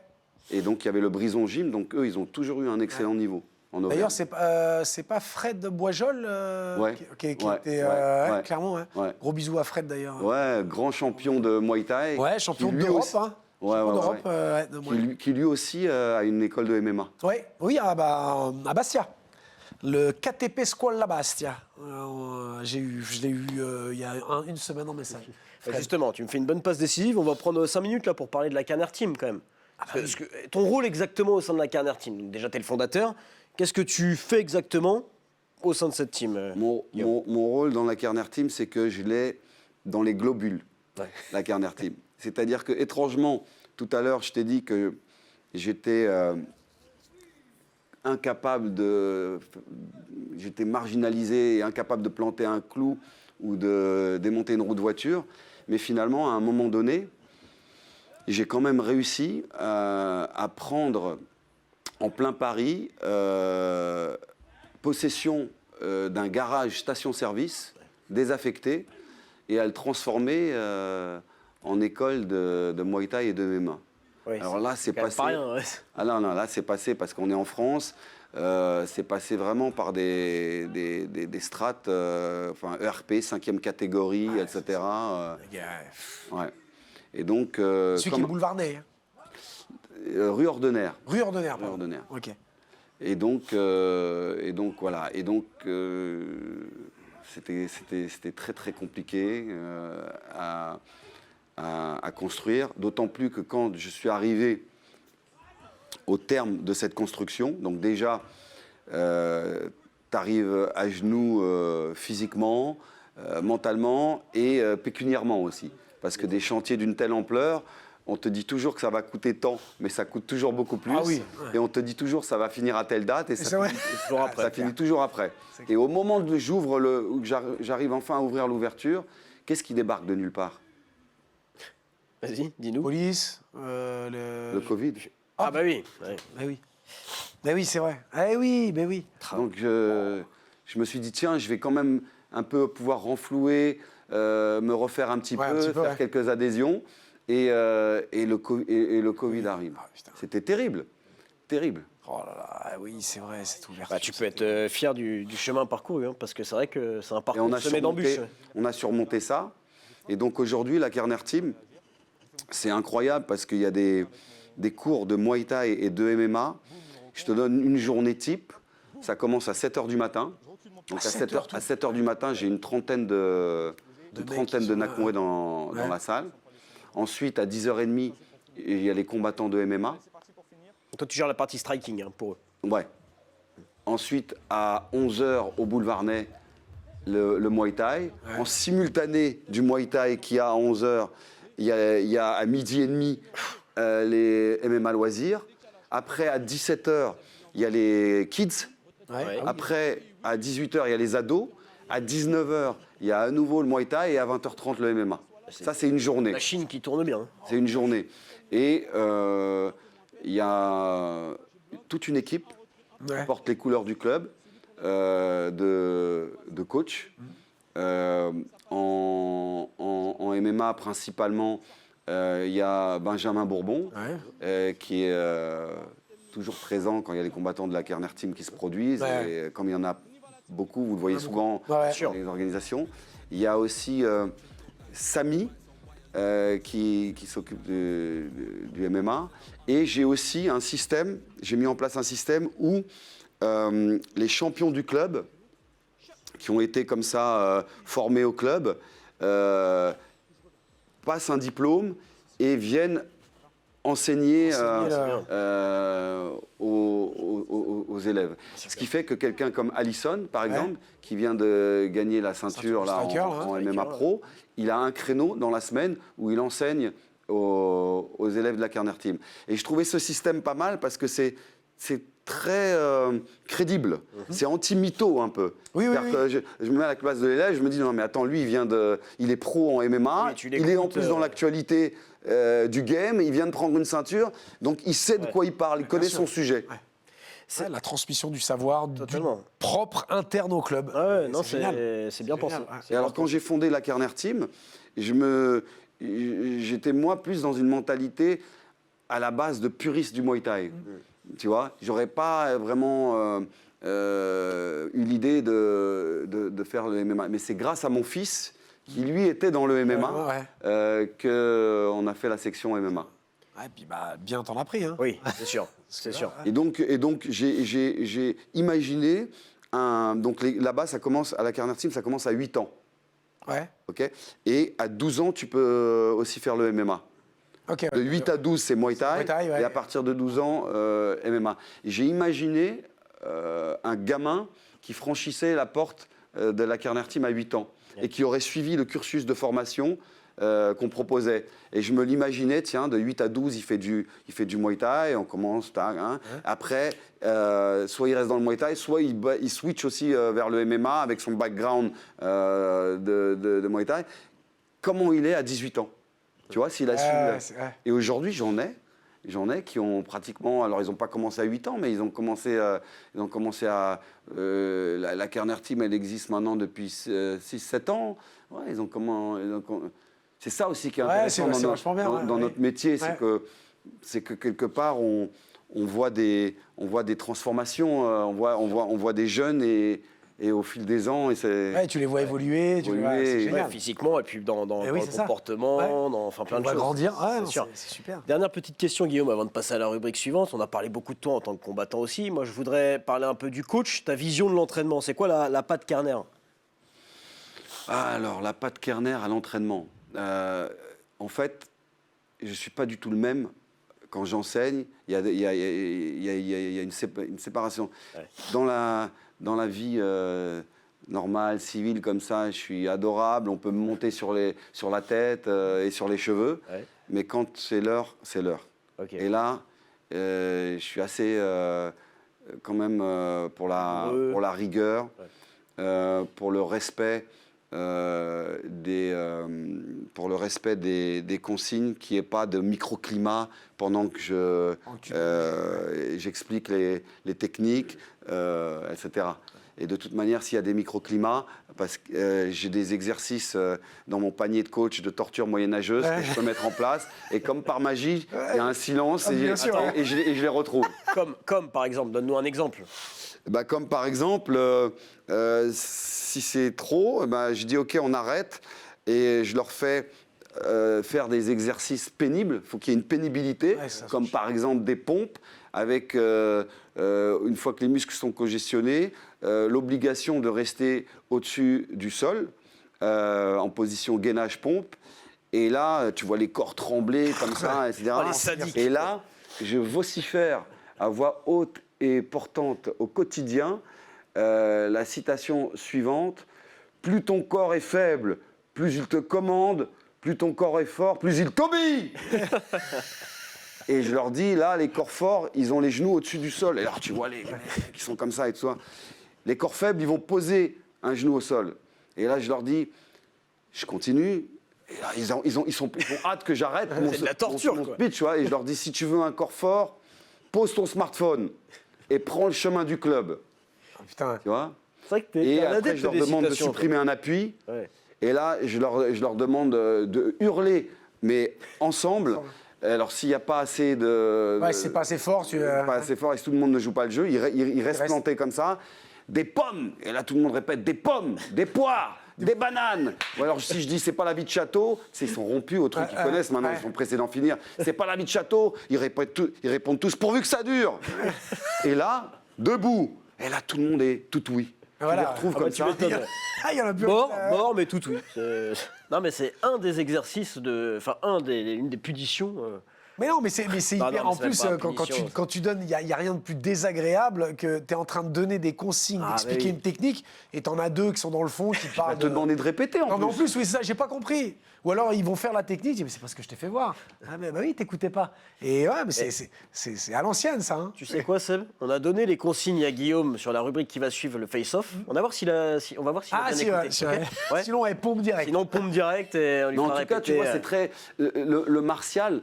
C'est très, comment dire, tu emmènes les gens dans le rouge quand même. Ah, bien sûr. Tu leur fais dépasser leurs limites. Tu peux pas emmener quelqu'un se jeter dans l'eau froide ou l'eau glacée en lui disant « Oh, tu vas voir, suis-moi, sois complaisant et puis après, ça va le faire. » Non, t'es là, tu vois, à un moment donné, c'est comme ça. Oui. C'est la discipline qui réclame cette rigueur. Et je suis sûr que toi aussi, des fois, tu es comme ça. Je suis comme toi. Hein. Il y en a, moi maintenant, avant j'étais un peu plus. Maintenant, t'en as deux qui parlent. C'est première fois, donc on met tout le monde à l'amende. À cause de vous, tout le monde va. Donc pareil, moi j'ai des trucs de malade. Hein, on fait beaucoup de gainage, beaucoup de. Et après, sinon je dégage. Tu pars. Parce que j'ai pas le temps en fait. Et c'est pour toi qu'on le fait. C'est-à-dire que quand tu vas te pointer dans le ring et t'as pas suivi les consignes, c'est parce que t'arrêtes pas de parler. Et c'est vrai que ça fait partie du truc. Mais finalement, ils aiment bien. Bien Parce sûr. qu'ils aiment bien. Ils aiment bien Bien qu'on. Ouais, c'est dur. Bah Bien ouais. sûr. Bah, tu fais pas, on joue pas aux échecs, hein, on fait de la boxe taille. Un peu Ouais, comme c'est les vrai. militaires aussi. C'est ça. Alors, messieurs, et- stop, je vais stopper les deux qui parlent pour passer à la prochaine rubrique. Voilà, moi aussi, je pourrais être coach en fait. Hein. Allez, c'est parti pour le Bien face-off. joué.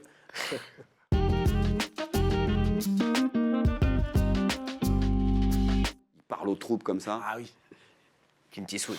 Petite référence. Le face-off, je te réexplique ou t'as tout. Je veux juste t'as tout en tête l'anecdote du Ouais. maître de guerre. C'est marrant que tu me parles du maître de guerre Clint Eastwood parce que je joue dans une pièce qui s'appelle Old Opera Cassé.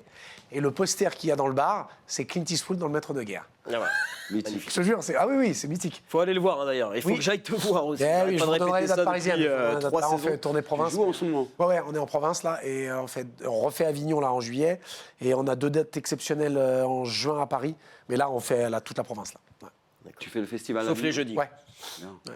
Sauf les jeudis. Sauf les jeudis et les mardis. Et les mardis. Ah oui, je donne les cours. Eh oui, évidemment. Le face-off, je te réexplique, Guillaume, où t'as retenu les consignes. C'est quand on est face à des photos. Exactement. Ah, putain, il est bon. Il est bon. Donc, pour nos téléspectateurs, vous en avez l'habitude, des personnes vont s'afficher dans l'écran. Guillaume les connaît. Il va s'adresser directement à ces personnes. Comme si, savez-moi, on n'était plus là, ok? C'est parti. Première personne. Puis ça va s'enchaîner. Ah oui, alors, paix à son âme, hein, Paco Rabanne, il m'a remis. Tu lui parles, hein, comme s'il se trouvait en face de toi. Voilà, donc tu m'as fait un grand honneur en me remettant en 1988 au Festival des Arts Martiaux dans un Bercy comble le privilège de m'avoir remis le katana d'or que j'avais reçu parce que tous les lecteurs aficionados de karaté Bushido avaient voté pour moi cette année-là. C'était l'année où j'avais affronté Vampadet, qui était champion du Lumpini, champion du Rajalamnan, à Bercy. Et ce jour-là, j'avais pris soin d'inviter ma maman et ma grand-mère qui étaient dans le public et qui forcément, en voyant Paco Rabanne, en te voyant me remettre ce trophée, ont compris, ils te connaissaient, ont compris la dimension. Paco Rabanne, quoi. Eh oui. La prochaine personne.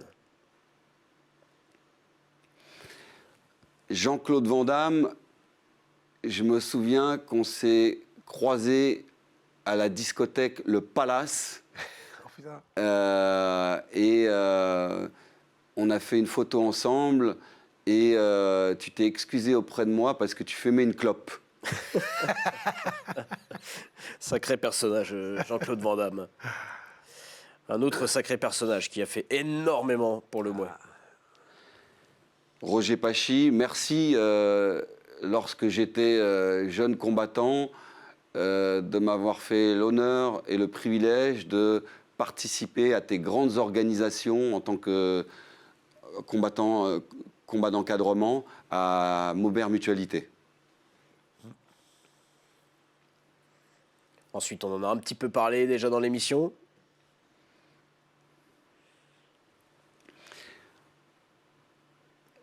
Merci Pimou d'avoir été si bienveillant avec moi et d'avoir été, au-delà de l'immense champion qui a marqué l'histoire du Muay Thai, c'est un grand monsieur et humainement aussi humain comme ça avec moi. Un grand merci, vraiment. Et Poutpanoï qui est venu dans ta salle aussi, Guillaume. Ça a dû être un beau et un grand moment. Oui, tout à fait. Il est resté quand même plus de 20 ans en France. Et donc, il affectionne particulièrement la France. Et quand il vient en France, systématiquement, il faut absolument qu'il rencontre mes élèves et qu'ils viennent à la Kerner Team et que mes élèves, finalement, puissent aussi voir le pédigré de la Kerner Team, comprendre qu'il est prestigieux, qu'il est qualitatif. Et c'est l'ADN et le pédigré de la Kerner Team, c'est Poutpanoï. Il nous reste 2 personnes à te montrer dans cette rubrique du Face-Off, Guillaume.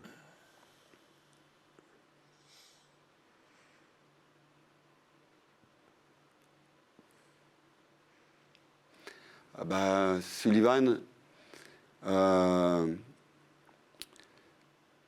merci d'être le fils exemplaire que tu es. merci d'avoir aussi bien porté le nom de Kerner, d'avoir assumé ce nom dans les grosses organisations auxquelles tu as participé, à la fois en Muay Thai et en MMA. Tu es un vrai guerrier, tu m'as fait vraiment honneur. Bon, c'est un papa qui parle, mais bon, de toute manière, tout le monde en a été témoin, tu étais un tueur. À partir du moment où tu commençais à envoyer, j'ai jamais vu quelqu'un avancer. Ça se mettait à reculer devant toi automatiquement. Et aujourd'hui, tu mènes un autre combat. Tu as disparu subitement. Tu mènes un autre combat qui est beaucoup plus dur, qui est celui contre la maladie. Et franchement, tu m'impressionnes encore plus. Et voilà, je t'aime et tu m'impressionnes. Tu vois, Guillaume, j'ai envie de te dire un truc. Tu nous disais en début d'émission que tu avais grandi sans père. Mais moi, je peux te dire que Sullivan, il a de la chance de t'avoir comme papa. Vraiment. Ah, merci. Sincèrement. Merci. On va passer à la prochaine personne, la dernière de ce face-off. Peut-être que tu as des choses à lui dire également. Guillaume, ouais, écoute, tu as été jusqu'au bout. Tu as trouvé une voie. Et comme l'adage d'un philosophe chinois, là, tu as essayé je trouve que tu colles bien à cet adage. Tu as trouvé une voie qui t'a sauvé et tu ne t'es pas écarté de la voie. Et tu sauves. Eh ben, un face-off avec beaucoup d'émotions. Ouais, et c'est... D'émotions, Ça... ouais. ça- J'ai pas trop plombé l'ambiance, ça va, prend- parce que c'est chill normalement. Non, mais C'est ce ça- qu'on ça aime fait partie, aussi. ouais, Oui. Mais les c'était un moments, très et très puis, bon moment. merci. Franchement, c'est beaucoup Ouais. de respect, Guillaume, vraiment. Ouais, avec le cœur, hein, voilà. Vraiment, ouais. C'est beau et j'en profite aussi, moi, pour apporter tout mon soutien à Sullivan. Merci. Et combattant incroyable et je suis convaincu que ce combat, il va le gagner et si on peut faire quelque chose, enfin tu sais, hein, Guillaume. Voilà, et si tout le monde a la santé, voilà, Ouais. c'est le plus important. Ouais. Les autres problèmes, c'est quand même secondaire. Et la santé, il ne faut pas attendre de l'avoir perdue pour s'en rendre compte. Ouais. Au moment où on parle, on sait très bien. Donc voilà, la santé, c'est le plus important. Ouais. Tu sais quoi, Guillaume, on va commencer par une chose déjà qu'on peut faire avec Seb, te faire rire. C'est déjà pas mal. On va essayer. On va essayer. Avec les petites questions, le QCM, les questions cons du MMA. Donc on va à chaque fois avoir une question avec 3 propositions, d'accord? Et tu vas devoir y répondre, choisir une des propositions. Allez. Tu veux commencer, Seb? Allez, je commence. Allez, c'est parti. Le style Kerner, c'est petit A, mocassin andin sans chaussettes. Avec les petites images à chaque fois. hein. Petit B, mocassin en cuir sans chaussettes. Et petit C, sandales sans chaussettes. Ouais. Mocassin sans chaussettes. Mocassin sans chaud. Ouais. Ça, Mocassin en daim ou en cuir? Parce que t'as les deux. Il y a les deux. En daim. En daim. Andin. Bon choix. Bon, je sais pas, j'en ai jamais porté. Mais bon choix. Deuxième question. Ta plus grande qualité, Guillaume. Petit A. Ton sourire. Voilà. Ça, c'est bien. Hein, ça... Choisissez un moment mais y a- de tension extrême, là. Ouais, mais- Petit B, ton hygiène de vie, hein, pour avoir un corps comme ça, forcément. Ah, On fait attention sur les à toits tout. de Bangkok. À tout. Petit C, ta proximité. C'est que tu es quelqu'un de très tactile. Ah, le grand et l'immense champion, pareil encore, comme Putpannoy, quoi, Dissalnoy. Ah, dis-ça-moi, c'est... Alors, ta plus grande qualité, Guillaume, ton sourire, ton hygiène de vie ou ta proximité? Ma proximité. Être une légende, c'est, petit A, avoir une peinture de soi. Petit B, avoir une sculpture de soi. C'est mégalo un peu. hein. Et petit C, avoir des chemises comme ça.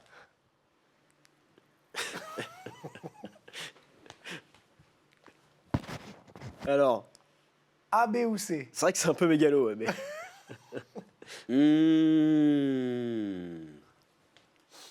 Avoir une sculpture Ouais. de soi. C'est vrai que c'est stylé, quand même. Et après, c'est la classe. Ouais. Et j'aurais pu rajouter avoir une très belle photo de soi. Et après, j'aimerais bien que tu m'expliques, parce que tu as une anecdote sur la photo qui est derrière toi. Ah oui. Et Qui est derrière toi. Et tu nous diras après, elle a une histoire, cette photo. Donc, mais on finit le... D'accord. Tiens, je te laisse la prochaine, c'est toi qui l'as trouvée, je pense que ça peut te faire plaisir de la poser, la 4e. Oui, Bah si oui. tu n'avais pas été boxeur, tu aurais pu être petit A, Hells Angels du 18e arrondissement, petit B, Peaky Blinders de Châtelet-Léal, Ça, ou c'est pas petit C, joueur de pétanque à Saint-Tropez. Elle est magique cette photo. Avec la même chemise, c'est cette chemise. ouais, exact, Ah ouais. ouais. Ah.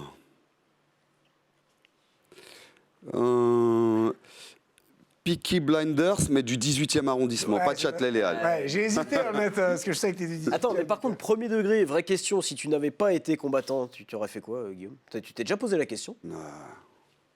Ouais. Ah non, comme je te dis, à partir du moment où j'étais vraiment à l'endroit à faire où il fallait que je sois, depuis le plus jeune âge, bah, Pas d'autre issue, quoi. Ouais. peut-être quand même quelque chose qui aurait eu trait à l'enseignement quand même. D'accord. Ok, ouais. Tu vois. Ouais, toujours Parce que cette- ma maman a été institutrice, Ok, ok. voilà. Ouais, elle a toujours ce truc de transmettre Ouais. quelque chose. Dernière question, la 5e. La chose dont tu es le plus fier? Tes tatouages? Voilà, pas mal.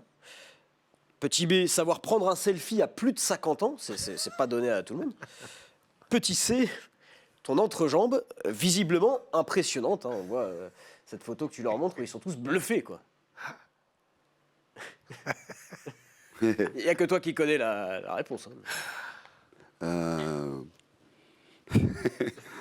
Il hésite. Ouais.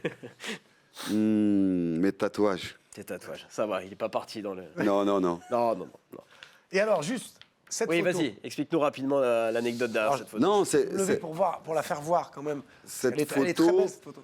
Merci d'avoir pris soin comme ça de personnaliser un petit peu le lieu. Mais en fait, cette photo, c'est un monstre de la photographie qui l'a prise alors que j'avais 27 ans et qui s'appelle Henri Cartier-Bresson.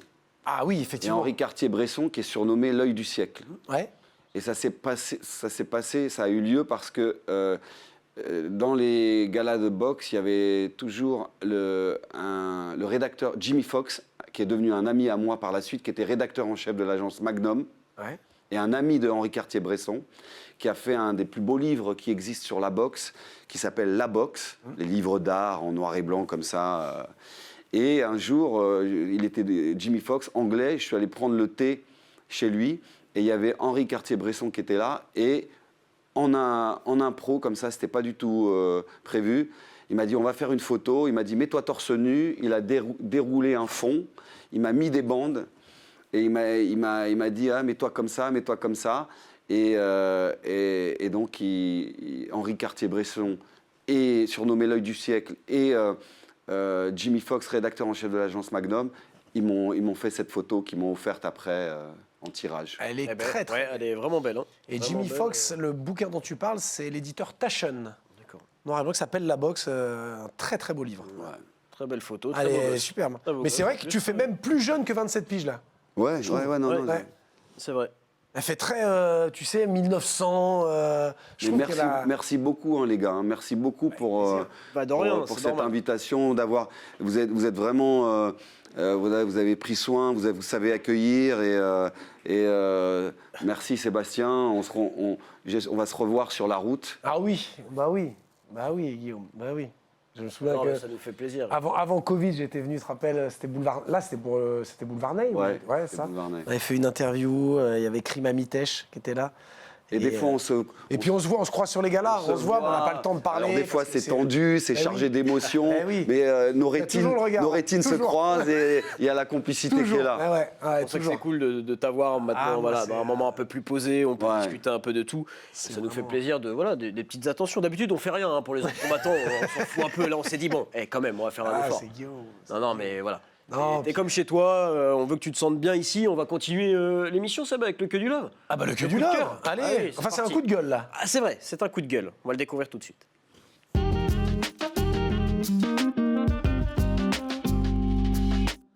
Donc le que du love cette semaine qui, comme je viens de le dire, c'est un coup de gueule, sur le cutting.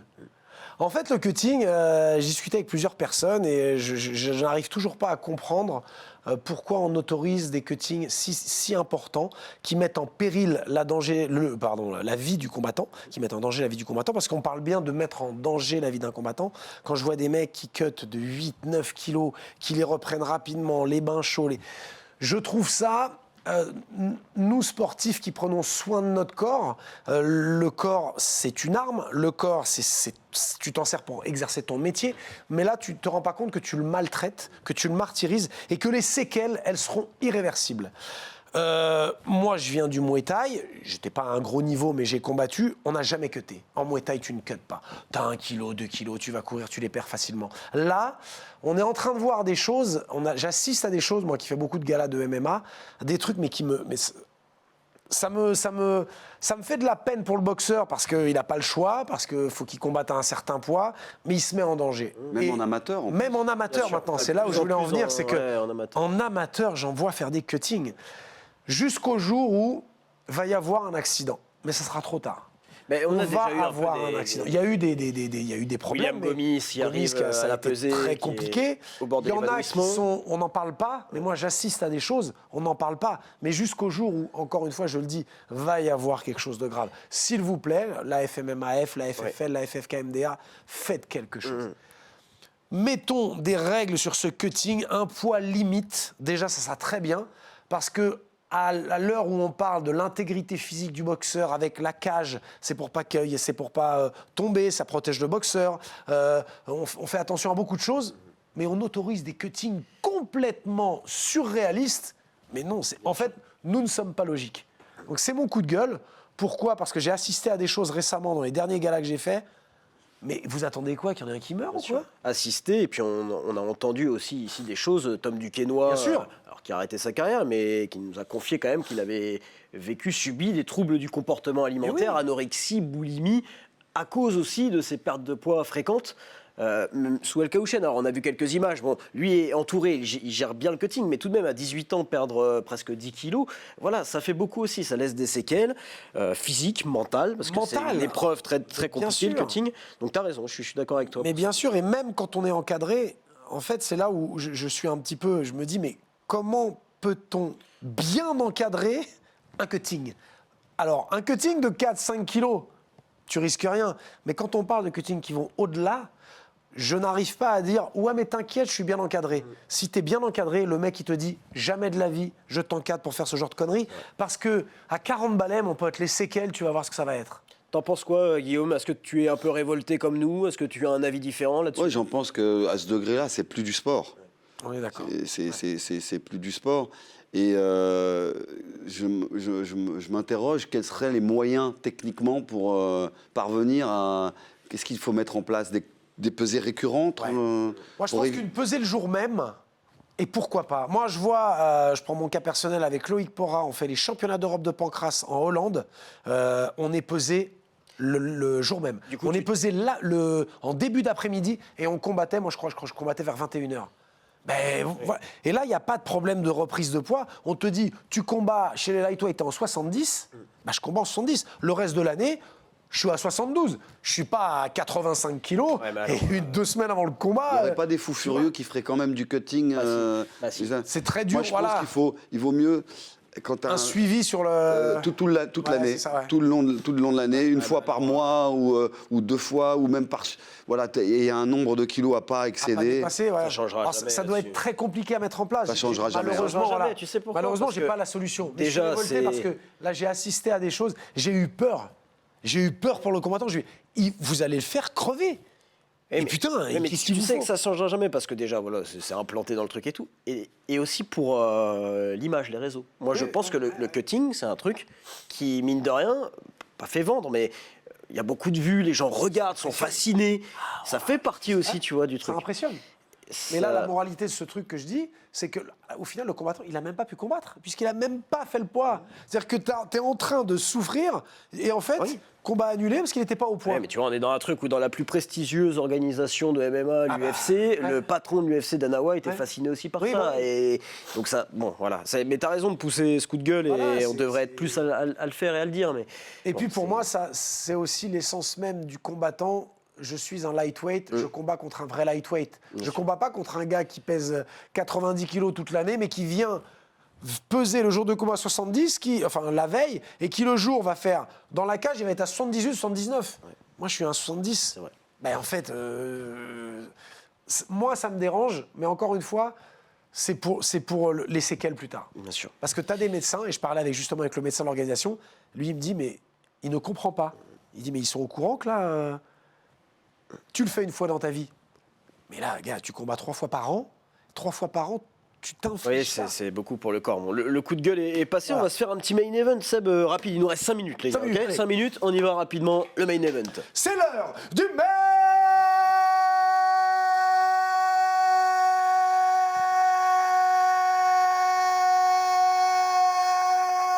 event.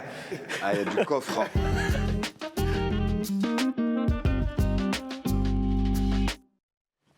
Ah oui, un peu de cheveux, mais du coffre. Tu vois, on peut pas tout avoir On peut pas après. tout Faut avoir, pas être trop hein. exigeant. Les cheveux, non. Très rapidement, donc on en a un peu parlé, t'aimes bien la mode, tu te sapes bien, t'es beau gosse. On va te passer des photos de coachs, hein, de Muay Thai, de MMA, et tu vas devoir les noter sur 10, leur style. Ok? On s'amuse? On t'aide un petit peu. Hein. Alors la première personne, Malik Silla, Fighting Bien. Beat. Pas mal. Un petit note sur 10, ouais. Je dirais 9 sur 10. 9 sur 10, allez. Qu'on a eu ici, Malik, hein, toujours bien. Ouais, Malik, Ouais. toujours. Ouais. Malik, c'est validé. Ouais. La prochaine personne, Hatch. Ça lui va bien. C'est vrai. Tu vois, je dirais, ça lui va bien. Il a trouvé son look comme ça, pareil. 9 sur 10. 9 sur 10. Ouais, toujours un petit côté acteur porno, je trouve. Moi, j'arrête pas de le chambrer. c'est Le mec ça. met des vestes torse nu, quoi. Ouais. Avec sa chaîne. Mais bon, c'est vrai que ça lui va bien, c'est un Ah style. oui, ouais. Le prochain coach. André Zetoun. Là, c'est une tenue un peu traditionnelle. Ouais. Ouais. C'est assez sobre, classique aussi, je dirais. En plus, faut contextualiser. Il est dans sa salle, donc en fait, il est très bien habillé, même. J'ai envie de te dire. Oui, c'est ça, ouais. Dans Trop. le contexte, tu vois. Ouais, Donc, paradoxalement, parce que André, c'est pas toujours non Ouais. plus. Mais là, bien, 9 sur 10. 9, oh, mais tiens, il va être content, André, là-dessus. Le prochain coach. Bon, alors lui, par contre, je pense qu'il va prendre cher dans la notation. Daniel Voirin. Aïe, la faute de goût. Ça va. Ah bon? Ça va. Oula. C'est chill là. Il est Ah bah avec là, un c'est- cocktail à la main. Il faut savoir que quand on l'a invité, Guillaume, Daniel, il est venu en tongs. En tongs, ouais. En tongs. Là, regarde les murs là, c'est coloré. Il est raccord avec les... Ah, moi, je Ouais, mets c'est 2. raccord. Moi, je mets 2, là. Je suis désolé. Hein. Allez, 8. Oh, il est gentil, Guillaume. Ne pas se fâcher, hein. D'accord. La prochaine personne, Nicolas Haute, vintage, là. Hein. Ah ouais, parce qu'il était jeune, là.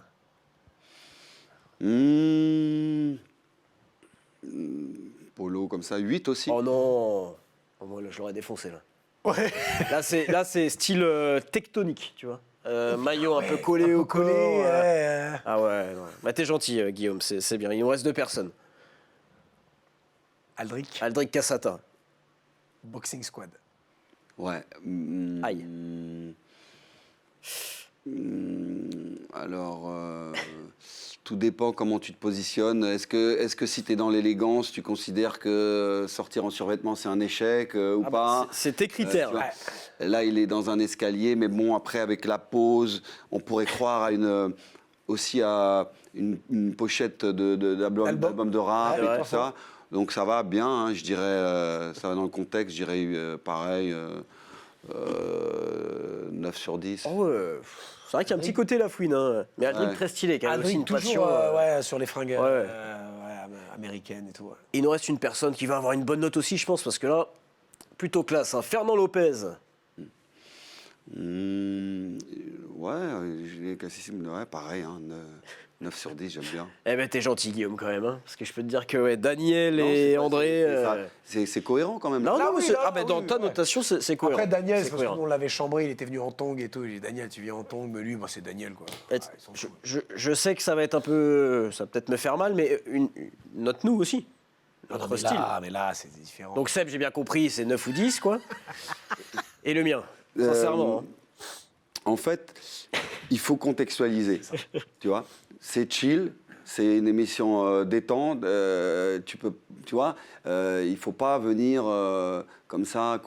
Ça fait un peu coincé après. Ouais, Sinon, ouais, si ça fait t'es trois pieds, trop, ça fait, ouais. faut pas qu'il y ait dans les tenues, il faut pas qu'il y ait de décalage. Il y a deux choses très importantes. Il faut pas qu'il y ait de décalage avec l'environnement, l'univers dans lequel on évolue. Et la deuxième chose, très important, il faut être aussi à l'aise, D'accord. le confort. Donc zéro faute là, vous êtes Magnifique. cohérent. 10 sur 10, j'arrête pas de le répéter. Mais Et assumer son look. Et assumer Plus tu son look. l'assumes, Toujours. plus tu le portes bien. Malgré les critiques du co-présentateur, toujours assumer son look. Allez, dernière séquence de l'émission, c'est la bagarre. C'est parti.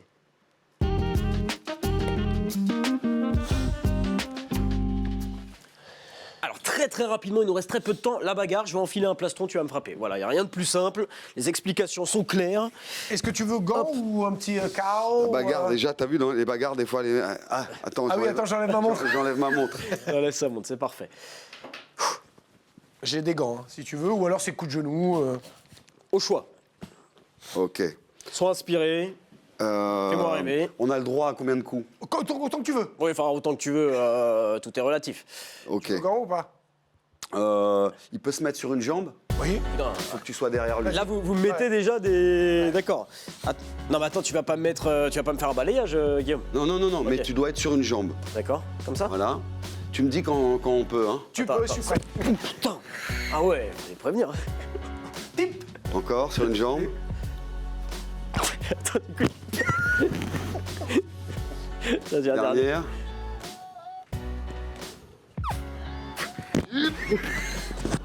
Je sens le truc arriver, j'ai l'impression d'être un kangourou, quoi. Tip front kick. Ah C'est ouais. l'exercice. Ah, il y a des restes, hein. Il y a des restes. Ah bah, Sous-estimé le type, hein. j'adore. C'est le jab. Ouais, c'est ça, mais avec la jambe. Le jab de la jambe. Eh finalement. bah dis donc. Bah, en tout cas, Guillaume, on va te remercier sincèrement avec Seb d'être passé dans l'émission, c'était un régal. Et moi aussi. On a adoré. C'est moi qui vous remercie pour cette invitation et j'ai passé un très bon moment. J'espère que les amis qui regardent aussi. Et puis à bientôt pour de nouvelles aventures. Totalement. Voilà. Longue vie à toi, longue vie à la Carner Team. Bah oui, on dit d'ailleurs demain, donc il y a un de chez toi qui combat, au Ouais, frère, Tom. et puis à Laval, t'as aussi un gars pour l'AEC. Ouais, Malcolm. Ouais, et tu seras à Laval. Et à l'AEC, c'est C'est Jacques. Jacques. Ouais. qui combat. Il y a du Ouais. beau monde. Il y a du beau monde et on va suivre ça de près. Ouais, tu sens, bon, voilà. Et évidemment, Guillaume y sera. Merci Guillaume, merci Seb. Merci à toi, mon Lulu. Et puis on va remercier Guillaume. toute l'équipe Bah ouais. en régie, Julien Perronnet à l'édition, Nicolas Baillet à la réalisation, Amélie Gilbert au son et Elisa Provin au maquillage. Salut tout le monde, à la semaine prochaine pour un nouveau numéro de MMA Chill and Fight. Bye.